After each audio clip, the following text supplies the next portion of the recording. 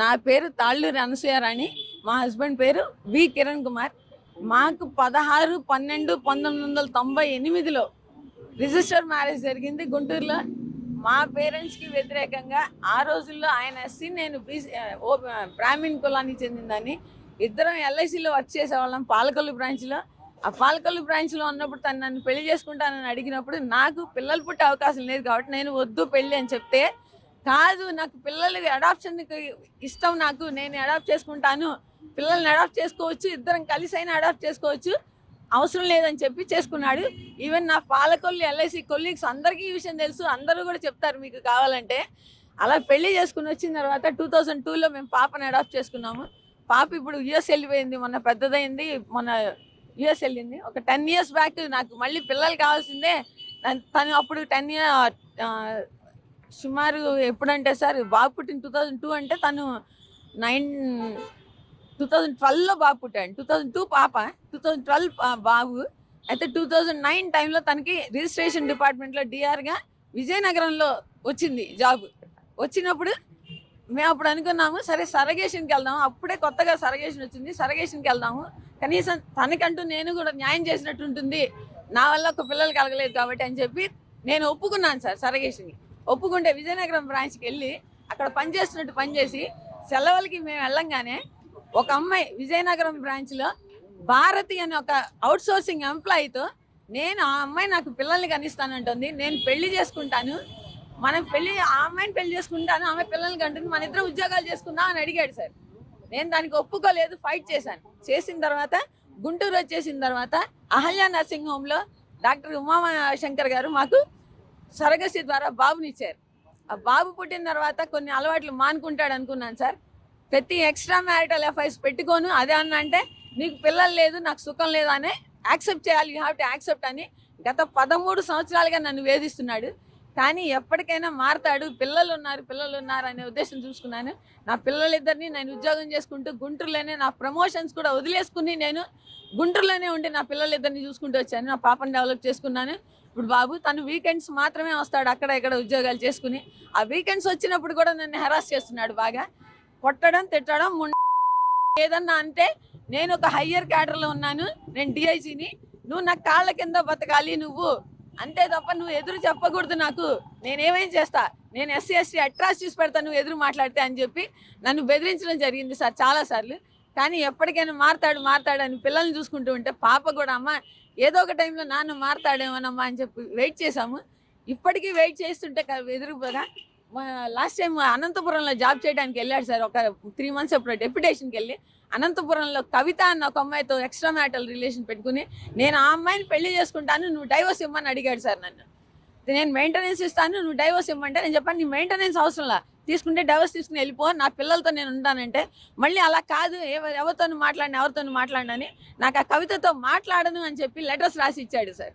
మొన్న ఈ మధ్య రీసెంట్గా మేము ఏం చేస్తాం, ఇట్లాగే ఏదో ఒకటి చేస్తూ వస్తున్నాడు. నా కవిత అన్న అమ్మాయితో రెగ్యులర్గా మాట్లాడుతున్నాడు. ఆ కాల్స్ అన్నీ కూడా మేము రికార్డ్ చేసుకోవడం జరిగింది, అవన్నీ నా దగ్గర ఉన్నాయి.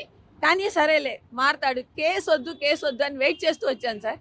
ఒక 10 months బ్యాక్ ఏం చేశాడంటే నెల్లూరులో మాధురి అన్న ఒక అమ్మాయితో ఒక ఎక్స్ట్రా మ్యారిటల్ రిలేషన్ పెట్టుకుని నెల్లూరులో తను ఉంటున్న అపార్ట్మెంట్కి ఆ అమ్మాయిని తీసుకొచ్చి ఆ అమ్మాయితో ఇల్లీగల్గా చేసి, ప్లస్ ఆ అమ్మాయిని ఇంటిమేట్గా ఉన్నప్పుడు ఫొటోస్ తీశాడు సార్, ఆ అమ్మాయిని సెల్ఫీలు తీశాడు సార్. ఆ అమ్మాయితో అది మాట్లాడితే నేను అది పట్టుకున్నాను సార్. అది పట్టుకున్నప్పుడు వాళ్ళందరూ కలిసి టూర్ వెళ్తే అప్పుడు ఆ అమ్మాయితో ఫొటోస్ దిగితే ఎవరి అమ్మాయి అని అడిగితే నా ఇష్టం అన్నాడు సార్. ఆ అమ్మాయి నాకు కాల్ చేసి మాట్లాడింది. నేను చెప్పాను, అమ్మాయి ఇతనికి చాలా ఎఫ్ఐస్ ఉన్నాయి, నువ్వు ఇలాంటి పనులు చేస్తున్నావు, నీ లైఫ్కే డేంజర్ అంటే ఆ అమ్మాయి నాతో చెప్పింది, మేడం నేను ఇంకెప్పుడు కూడా నేను తప్పు చేశాను, నేను ఇంకెప్పుడు కూడా చేయను, మీకు నేను మాట ఇస్తున్నాను, మీకు ఎప్పుడైనా అవసరమైనా నేను కూడా హెల్ప్గా ఉంటాను, నన్ను బ్లాక్మెయిల్ చేశాడు, నన్ను హెరాస్ చేశాడు, నాకు అపాయింట్మెంట్ ఇవ్వడానికి ఇంటికి రమ్మన్నాడు మేడం అని ఆ అమ్మాయి చెప్పిన మెసేజెస్ కూడా నా దగ్గర ఉన్నాయి మొత్తం అన్నీ. నేను మొన్న 10 months బ్యాక్ తన ఇంట్లోంచి వెళ్ళిపోయాడు సార్.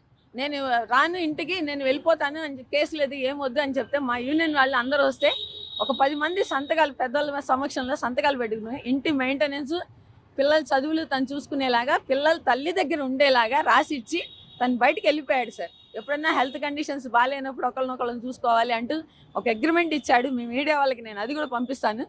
అవన్నీ రాసి ఇచ్చి వెళ్ళిపోయాడు సార్. వెళ్ళిపోయి కూడా మాటికి వస్తాడు, వచ్చి ఇంట్లో నువ్వు ఎలా ఉంటావే, నువ్వు బయటికి పోవే అంటాడు సార్. నేను కూడా ఆ ఇంటికి సంబంధించి కన్స్ట్రక్షన్కి కానీ అన్నింటికి కానీ లీగల్గా నా బ్యాంక్ అకౌంట్స్ నుంచి నేను పంపించాను సార్. తనకేంటంటే రిజిస్ట్రేషన్ డిపార్ట్మెంట్లో పనిచేస్తున్నాను, నాకు కోట్ల డబ్బులు సంపాదించి ఆ గర్వం పెరిగిపోయి అదేంటంటే అవన్నీ కూడా ఇల్లీగల్గా సంపాదించే సంపాదనలు అన్నింటినీ కూడా నాటకాలు ఆడి బినామీల పేర్లో పెట్టుకుని అవన్నీ చేసి నన్ను హెరాస్ చేస్తున్నాడు. నిన్న ఇంటికి వచ్చాడు సార్. మొన్న శనివారం నేను బాబు కలిసి విజయవాడలో మా ఫ్రెండ్ ఫంక్షన్ ఉంటే మేము వెళ్ళాము విజయవాడకి. ఎందుకు వెళ్ళాలి, బాబుని ఎందుకు తీసుకెళ్ళాలి అని చెప్పి నిన్న పొద్దున వచ్చి ఎందుకు వెళ్ళావు నువ్వు అని చెప్పి కొట్టాడు.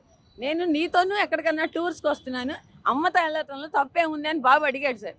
బాబు ఆర్గ్యూ చేశాడని చెప్పి బాబుని ఒక క్రికెట్ స్టంప్స్ ఉంటాయి ప్లాస్టిక్ స్టంప్స్ పెట్టి కొట్టాడు సార్. బాబు పెద్దగా అమ్మ అమ్మ అని ఏడిస్తే నేను వెళ్ళి ఎందుకు చిన్న విషయానికి కొడతావు అని చెప్పి నేను అడ్డం పెడితే నన్ను కొట్టేసి నా యాంకిల్స్ మీద నా అరికాళ్ళ మీద మనిషి నిలబడి తొక్కేశాడు సార్. నన్ను లేవనివ్వకుండా వెనక్కి తోసి పడేసేసాడు. నా బ్యాక్ అంతా దెబ్బ తగిలింది, నా మీదకి బాబుని తోసేశాడు.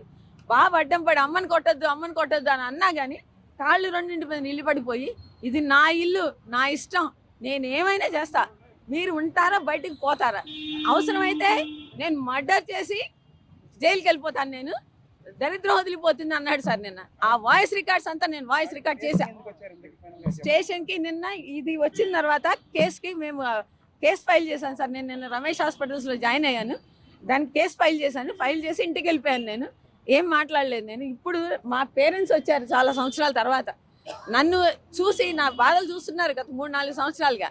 వచ్చేయమ్మా ఇంటికి బందరు ట్రాన్స్ఫర్ పెట్టుకుని వచ్చాయంటే మళ్ళీ బాబుని దూరం చేయడం ఇష్టం లేదు, తండ్రికి పిల్లల్ని దూరం చేయకూడదని నేను అట్లాగే ఉండిపోయాను సార్. పిల్లలు కూడా మనం ఎక్కడికి వెళ్ళదు, మనం తప్పు చేయలేదు, మనం ఈ ఇంట్లోనే ఉందామని చెప్పి వాళ్ళు అంతే అన్నారు. మేము అట్లాగే ఉన్నాం సార్ అదే ఇంట్లో. అయితే నిన్న కొట్టాడని చెప్పి నేను క్యాష్ ఫైల్ చేసి వెళ్ళిపోయాను. ఇప్పుడు మా పేరెంట్స్ వచ్చారు సాయంత్రం, మా అన్నయ్య మా వాళ్ళు అందరూ వచ్చారు. వస్తే వాళ్ళు నా కాళ్ళు నడవలేని తనని చూసి రైలుపేటలో మా పిన్ని గారు ఉంటారు, వాళ్ళ ఇంట్లో 4 రోజులు ఉంది కానీ అమ్మ ఈ ఇంట్లో నిన్నే ఉండొద్దు అంటున్నాడు. ఇంక ఇప్పుడు మేము తోడుగా ఉంటే కనుక మమ్మల్ని కూడా నా ఇంటికి మిమ్మల్ని ఎవడు రమ్మన్నాడు అని చెప్పి అడుగుతాడు. కాబట్టి వద్దు మనం అక్కడికి వెళ్దామంటే నేను బాబు వాళ్ళతో బయలుదేరామండి.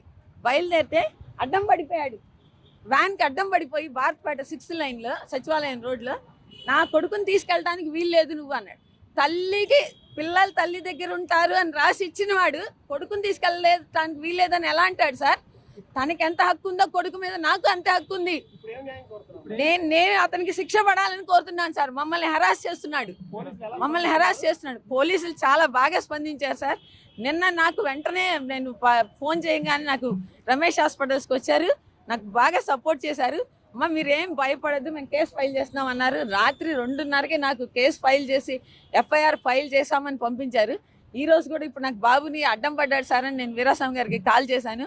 కాల్ చేస్తే నేను ఇమ్మీడియట్గా నేను కానిస్టేబుల్స్ని పంపిస్తున్నానమ్మా అని కానిస్టేబుల్స్ని పంపిస్తే వాళ్ళు అక్కడ ట్రాఫిక్ని క్లియర్ చేసి ఇల్లీగల్ కాంటాక్ట్స్ పెట్టుకున్న వాళ్ళందరూ పర్మనెంట్ ఎంప్లాయీస్ ఉన్నారు, అవుట్ సోర్సింగ్ ఎంప్లాయీస్ ఉన్నారు సార్, అందరు రిజిస్టర్ ఆఫీస్ వాళ్ళే ఉన్నారు సార్.